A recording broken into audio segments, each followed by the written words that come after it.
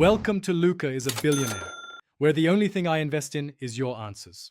In this video, I will explain how to make ice cream stick at home. Achieving that perfect scoopable texture starts with the right foundation.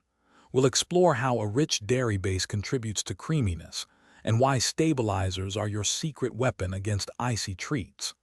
Plus, proper chilling of your mixture before it even touches the churner is absolutely crucial for a smooth, delightful result.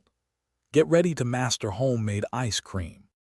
Once your base is perfectly chilled, it's time for the magic of churning. We'll guide you through the process of using an ice cream maker to achieve that ideal soft-serve texture. After churning, quickly transfer your creation to an airtight container. This step is vital for preventing ice crystals. Then, a minimum of 4 hours in the freezer will ensure your ice cream sets beautifully. Hey everyone! If you're enjoying these tips on making perfect ice cream, please hit that like button and subscribe to the channel for more.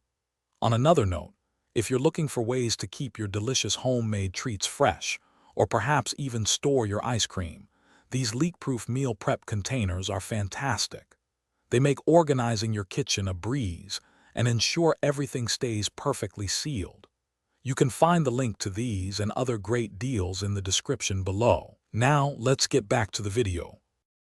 To achieve an even smoother texture and prevent those pesky ice crystals, consider adding a touch of alcohol or invert sugar to your base. For storage, a shallow, airtight container works best. Always press plastic wrap directly onto the surface of the ice cream before putting on the lid. This creates an extra barrier against air, keeping your delicious treat fresh and perfectly scoopable for longer. Thanks for watching and please subscribe. It's the best investment you'll ever make.